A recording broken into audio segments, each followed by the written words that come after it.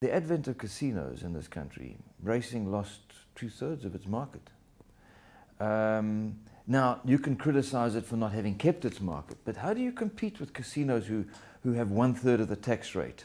Tax breaks that make them splurge billions on new buildings and devices and entertainment that racing doesn't even come close to. In this day and age, anybody wanting to take over racing is looking for one thing and one thing only, a gambling license, and to raid the assets and the property of racing. Racing owns core properties that are essential to its existence. You cannot have a racing without a race course, and you cannot have racing without a training track. Because of these things are so old and they're sited in areas that are so valuable, I'm convinced that there are a lot of people who see this as being highly raidable. Let's go and stick them in the bush where they belong and let racing go there. Sure, you can race in the bush. You can race anywhere. But do people want to go there? Do we really want our racing to be denuded to such an extent that an event like the Durban July or the Metropolitan Handicap or the Queen's Plate can't be run in an area where people want to be there? Without the racecourses being in a public venue that's easily accessible, you ain't going to get the crowd, you're not going to get a show, and you're not going to get a show, you're not going to have racing. Without other sources of gambling, soccer betting and overseas commingling and all the wonderful things that Phumelela have actually brought into our industry, we won't have any gambling. We won't have turnover in tote. The old tote formula of competition in clubs didn't work. Every club ran its own handicapping system. Every club ran its own betting operation, its own race card printing. It was all fragmented. But these were businesses that competed with each other. Newmarket hated Germiston. It was venom between those organizations. They flew into each other. What did? They nearly destroyed racing. We want to go back to the dark ages in terms of this competition commission. Divide, split up, multiply costs, and stick the business out of operation. Then you've got the properties to raid and say, you know what, got this at least to come out of it. Fortunately, in the case of Phumelela, the Racing Association have ring-fenced racing's properties outside of the company, and that those are protected for racing. We need to make sure that the same happens everywhere else. Otherwise, corporate raiders are going to come in forever and try and take them over. That's a big problem. Rationalization is the very best thing that happened in racing. Without one tote, everybody betting in the same pool, I don't think anybody's really put this into the equation. Do you know if you've got a small tote operation on one race course for the day's turnover, and you put 1,000 rand on a bet, you can reduce the odds on a horse from 100 to 1 to even money in the old days. Now you've got a bigger pool, somebody puts 1,000 rand on, it doesn't beep. Maybe goes down a cent or 2 cents or 10 cents or whatever it is, depending on the strength in the market. It's strength in the market. So therefore, that became competition to bookmakers. They didn't like that, but they still got the open bet, so they had a score. There are so many issues involved. Not this rubbish about somebody wanting to have a new license to take on racing. That's not the answer. That's not going to solve our problems. If we have problems, let's look at them real. The reality is open bet issues.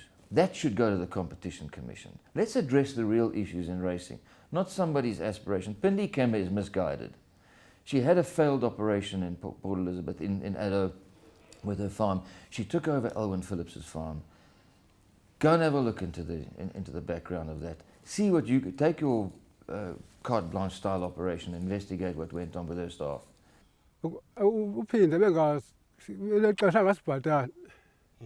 Eze sekumva silambile singanamali wasuka wasishiya ke wemka akanixelela uba uyahamba asakasixele wasuka wemka nje amasho awathini wathengisa wethu asa ezinkunzi eKapa okay waphelela apha amasho aphelela apha amasho naye wemka naye okay naze nathini ke nini emva koko sahlala pha silindele yena athi unenyanga ezingaphi nganibhatala angazange akubhatala ilenyanga ezi6 azangandibhatala. Wasebenza njani wena noPhindi? Sisasebenza noPhindi, uPhindi xana ufanele ndipeyile uphela kwenyanga angakwazi undinika imali yami yonke kude kufika enye inyanga. Xa ufika le nyanga akaniki la mali alanyangisekileyo. Okay, kwenza njani ngefama? Wayethengisa ifama ke ngowemka ke ngoku akachaza ebantwini buya phi. Oh, akanixelela nini uba uyahamba ngoku? Azange sixelele. Nasuka nje wemka nje akathetha nothetha. Azange achazele mntu ubuya. Buya phinde. Okay, bhuti enkosi. Mna ndinguNkosinathi Ntwanambi. Ndaqala usebenza uMr Phillips ngo-1988. Ndihlala naye eKomane, ndateleka ndazotsho apha eAdo. Apha eAdo sifike ngo-1988 ngoNovemba. Ndahlala ndasebenza kuye 88 to 2007. Wayithengisa iplus, eyithengisela uMrs Phindi KEMA. uMrs Phindi KEMA sisebenze kuye i-2 years. Ndisebenza phantsi kwakhe. Kwi-2 years bendisebenza phantsi kwakhe besineenyanga besipeya, sineenyanga singapeyi.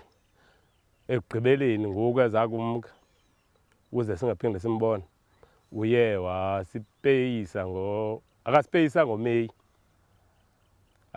Ngo-April akasipeyisa ngo-April akasipeyisa ngoMeyi. Emveni koko walahleka saphinde simazi bewubheke phi. Amahashe wona oko ayemkile, wayethe asiwe ezinkunzini, zabaphinda abuye naye wathatha unyamalala samazi bewubheke phi. So wanelo tyala kum lenyanga ezimbini ndemka ndozifunela umsebenzi eWhitlo kuba ke ndilamba nabantwana bam. 2009. Okay bhuti, inxaxheba eniyenzileyo ukumkhangela nenze ntoni? Sizamile sihleli phaa eplasini sizama sidibana nabantu besebenza kunye naye kwaye kuthiwa akaziwa. Ifowuni yakhe zange nimfowunele? Ifowuni yakhe ndithe ndizama umfowunela benje ndandinayo inamba fowuni zakhe yayingasasatyelwa mntu. Wasuka nje wanishiya wanyamalala? Wanyamalala. Ake sibuye umva. Elwina Phillips, uMr Phillips, uyithengisile ifama kungeli xesha segula okanye engathini? uMr Phillips uyithengise ifama kuPhindi ngexesha egula. Wagula siseRhawutini wabuya sazotsho apha. Wayithengisa ngoku ifama, wayithengisela uPhindi. uPhindi wangena efameni ngokupheleleyo ngoMatshi. Ngena ngoMatshi. Okay. Niqale nina permanent starta permanent kuye ngoMatshi waqala kwakhe ifama. Okay ke bhuti. Ogqibela umbuso. uPhindi impatho yakhe kuni ibinjani? Impatho yakhe ngomsebenzi because ebengekho nto ebeyenza because bengumuntu ebesoloko engekho phakathi kwethu ehamba emarhawutini thina sisihlele sisodwa pha eziplasini. Okay, niphetheke kakuhle. Okay. Ikhona enye into, i-SPCA ngelaa xesha ibifika phaa iyowujonga amahashe aye kweyiphi inkangeleko? Wawukhona ngelo xesha? Ngelaa xesha ngexesha sendizozifunela umsebenzi apha ngexesha obulawa amahashe. Okay. La eshekile. Wabulala? Fathutyulwa phaa. Okay. SPCA wathini yena? Wathatha wena? Ndandisengekho mna sendilapha eWhitlo ke. Okay. Sendizozifunela umsebenzi eWhitlo. uPhindi wayephi yena ngelo xesha? Sanguva uba waphi angaphi? Azange ndivive ke ngexesha ndiphangela. Njenganobathathu nanisebenza phaa kuPhindi mos. Umntu oqala uhamba phaa yayingumzwabantu. Kwalandela wena. Kwasheka ixhego. Ixhego lona zineenyanga ezingaphi lasabhatalwa phaa? Utata zazibhatalwe kunye uqala ngoMeyi, June, April, May. Ndemka ke mna ke ngoMeyi. Utata akabhatalwa very ngoJune, July, August, September. Okay. I'm afraid her credentials are highly suspect. I did not contact her. She contacted me from whatever reference it was. Could I come and see you? I'm told that I should speak to you. With pleasure. She stood me up 3 times. Eventually, after a couple of hours wait, I found her in a foyer of a hotel in Cape Town. We sat down and had a very brief chat, during which, with open arms, I welcomed her into the industry and said to her, look, anything I can do to help, smooth your way, make it easier for you to get on board. Love to have a black woman breeder in our industry. Please come on board. Anything I can do for you. Jalad's book was full. I gave her a service. The other stallions were full. Let the lady have access. She wants to breed at the top end. You've met her. You've seen her presentation. She comes across extremely well spoken. But read between the lines. It's all huff and puff. And I'm frankly annoyed that she's brought racing into disrepute the way she has, that she's accused a lot of people about things that they haven't done, that this competition commission is all a smoke stack of smoke, and I hope it gets blown up just the way it sounds. It really is a stack of nonsense. Coming from a political point of view, she can make spurious accusations of any sort whatsoever, which have to be looked at because that's the nature of South African politics. And if you're using politics to go into any business in South Africa, the mining industry, name it, cricket, everybody's got a skeleton in their cupboard, you know, but racings are all on black and white. It's the most police sport in the world. PHINDI KEMA called the National Horse Racing Authority Pummelela and Gold Circle's social corporate division. It's a most unbelievably important organization in racing. For God's sake, let's get real. Without policemen in racing, what will we have? Lance Armstrong got away with doping. Do you know that racehorses are more policed than any sportsman in the world? The most policed from doping and restriction point of view. She said that regulations are wrong. She doesn't like the regulatory bodies the way they are. They must be more open. Jockey Club membership, when I first joined, was an elite body. Every single owner, black, white, coloured, indifferent, men, male, female, are automatically members of the Jockey Club today. It's an open house. Go to a meeting, a Jockey Club meeting, and have your say. Stand up and talk in front of the body. It's an august body. They're a venerable institution of many years standing. Integrity is impeccable. Why don't she go there and make her point? Because she doesn't want convention. She wants to destabilize the industry, and for a very unsavory reason. In my book, it doesn't sit very well. I would take further issue with her on things that she said, the way she's done it. And I'm afraid if it came to a head-to-head, she's got no background, she's got no understanding what it is, she's got a string of sentences that basically mean a whole bunch of nothing. When you talk about offering a 25 million rand first prize to a race, what is the overall stake of that race? At least 40 million. You know, that is something like 30% of the total stakes payable in South Africa in a year. First of all, the race was going to be run in Plettenberg Bay. When she came to see me to sell me the story, I said, you know, once again, after having been in that situation for several years, what was it, at least 5-6 years, I fell for the next trick. Come on, I want to tell you about my next plan. Yeah, sure, come and join me at the race course, I'll take you to lunch. So her and her partner came to the races, sat down, told me about this race, and I asked her a few fundamental questions. What about protocol? You're going to bring horses across borders. You've got to have protocol. Oh, don't worry about that. That's not a problem. Government will sort that out. I said, gee, PHINDI, I've been involved in that for 10 years, you know, 12, 15 years. I got the protocol signed with Malaysia and Singapore. It took 4 years. You can't announce that you're going to run a race next year without protocols in place. Oh, well, we'll cross that bridge when we get there. Okay, tell me about the racing surface. Where are you going to race? On the polo field. You can't race horses around a polo field. What sort of horses are you talking about? No, these are going to come from the royalty of Africa. Royalty of Africa? We've got race horses? No, just any horses. No, come on. Let's have a better plan than that. Suddenly the thing was no longer going to be in Plettenberg Bay. It was going to go to Port Elizabeth. There is no plan, Andrew.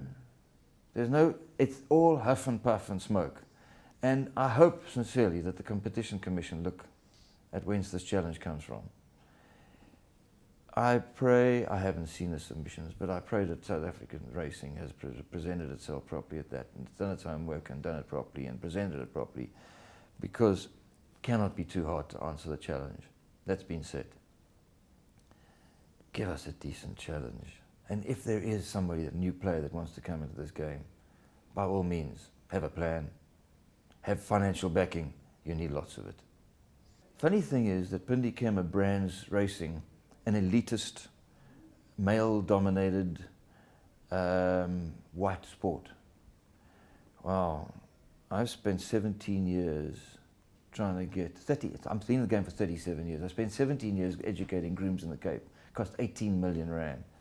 I believe she's behind stoking some nonsense there nowadays. Claims that my school is closed, been operational. Now, understand my school. I'd love to get out of it. I've done enough. I've done my time. You can't find people who want to take it over because it's a mindless, thankless task, actually. It's not mindless, it's a thankless task. I kicked a student out of my class for disrupting the education. The teacher called me and said, "You've got to come out of the school." This guy's made all the students walk out of the class. Cost us 10,000 rand per student to put a bum on the seat for 3 months course per student.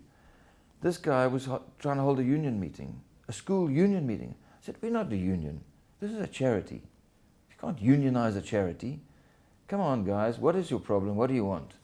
No, it's nothing to do with the school, but he wants to talk to them about, okay, guys, there's other times for that. I've got teachers who come here all the way to give of their time, unpaid, because we're a charity, we haven't got money to throw around. Put your bum back on the seat. All this time and equipment needs to be paid for. So I get sued for having disadvantaged this human being. All I try to do is to advantage him. What's GCMA? Yeah, and hearing? I hear that she's behind that too. No, you know, it gets far-fetched. I am on record as having served my term as chairman of that body and asked my colleagues on the board several times, "Please take it over," and they said, they don't have the time. It just gets to the stage that if I resign and step down, may not carry on. Because once again, it takes R1 million a year to run that place. And I've got to raise them, you've got to raise the funds first to put them there. You know, racing hasn't got that sort of spare money. Racing has participated. But you need charity, help. Mr. KEMA, come with your checkbook, we need help. You don't get involved in breeding horses on a short-term scale and say that you made mistakes. I think that was all a setup with a greater plan from the beginning. I think, frankly, opportunism saw owners sink 300 million rand a year net loss into the industry and said, "What a bunch of fools. Let me see if I can get myself a piece of that." That's frankly where I think this comes from. And it's a reality. Racing without owner sponsorship does not exist. You know that in Hong Kong and Macau and Singapore, the only game in town, from a gambling point of view, is racing. That's why, and they're a huge gambling nation. You get punter propensity is what it's called.